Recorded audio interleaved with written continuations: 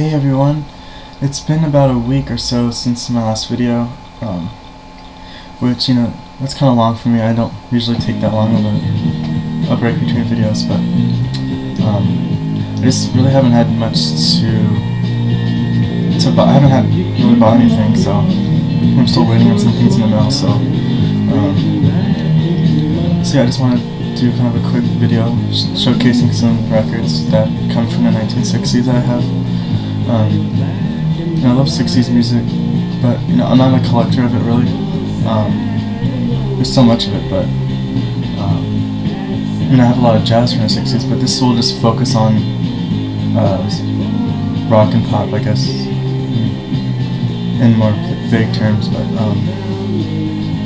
so I have some records here, a decent stack. So okay, first one. This is my second favorite band of all time. It's the Beach Boys. I love everything that they've done from their formation up until their 1980 album. Everything after that is just horrible, and everyone knows it too. So, and I love pre-Pet Sounds Beach Boys, and this one is included in that. It's Surfer Girl. A little bit of damage on the cover, but it's okay. The record plays well, but yeah, this record is just beautiful. Especially the ballads, like the title track, Surfer Moon, In My Room, and Your Summer Dream. Those songs are gorgeous. Brian Wilson's such a genius songwriter, and I hate that the pre-Pet Sounds era isn't looked at, because it's not experimental or doesn't have the same type of musicianship that the session musicians had on those albums. But the early stuff is incredible, so you should really look at that if you haven't. Next, some more pop here. Hits of Gold by Mamas and the Papas. Pretty cool, British pressing. This is like another great band with the same session musicians that were used for the Beach Boys, some of the Beach Boys albums, I believe. So, very kind of wall of sound production. There's Boots by Nancy Sinatra. Frank Sinatra's Daughter. This features Lee Hazelwood producing and writing songs for her. She's a really good. I know she doesn't write the songs herself and things like that, but it's one of those things. But her albums are really good, I think. It's kind of epitomizes 60s fashion too. Okay, the last pop record that I'll show, the debut by Claudine Langer. She's a French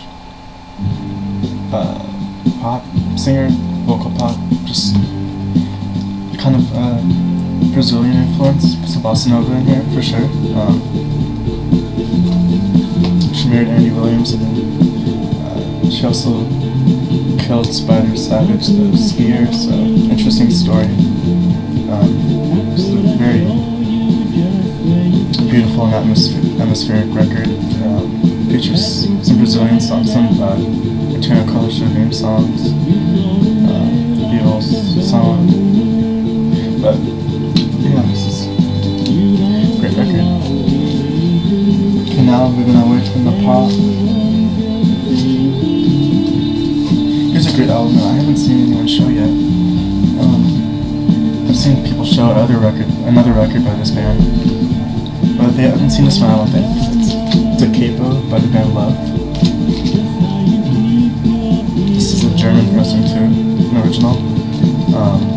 But this is my favorite Love record, and people like this record, but the side 2 always gets criticized, the song Revelation, because it's 19 minutes, just a jam, which is really great. A lot of screaming in it, very crazy, and I guess it inspired the Rolling Stones to do the Going Home song, which is like 12 minutes or something, on their Aftermath album. So cool stuff. I guess this is released on Elektra in 66 or 67.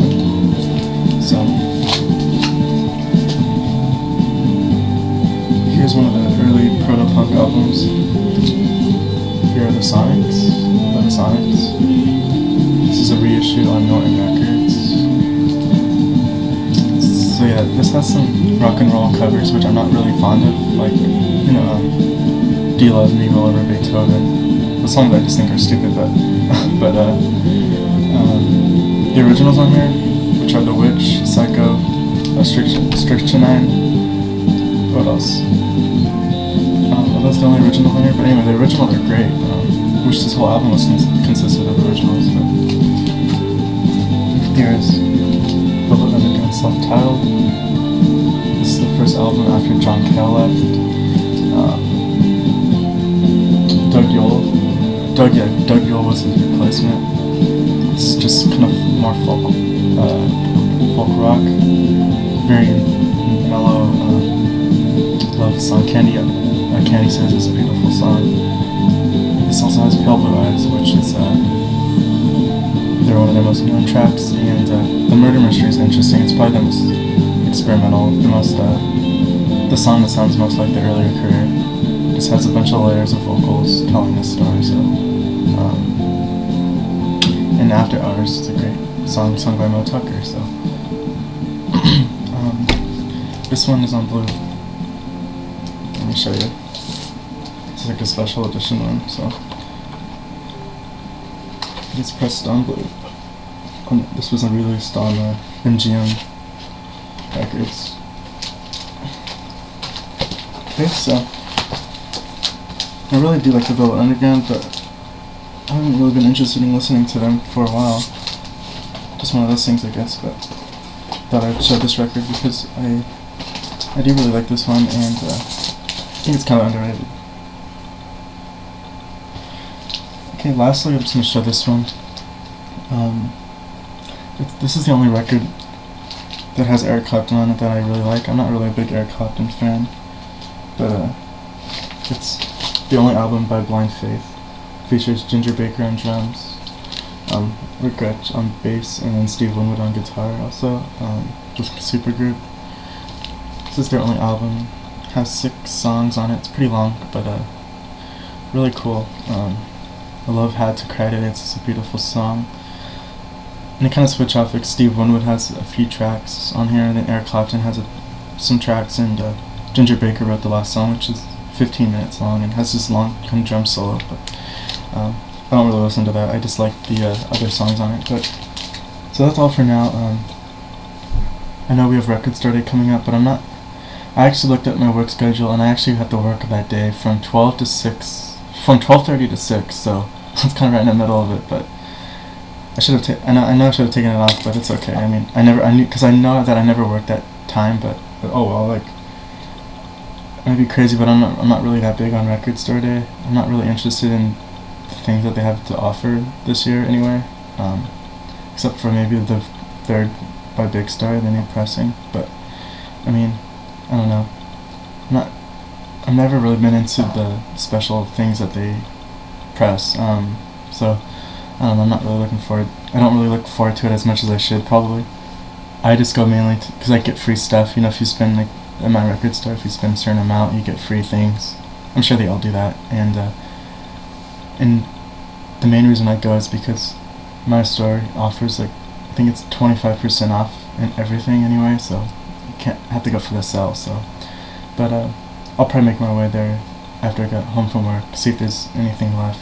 Maybe there is something I would buy, but I don't know. But as of right now, I'm not really that big into it. I mean, it's a great thing, it's a great day and everything, but I don't know. Every record store day I've been to, the last 2, I always end up buying more records that weren't pressed for that day. So I mean, that's just how it works out for me. But thanks for watching, everyone, and I will see you guys soon. Thanks.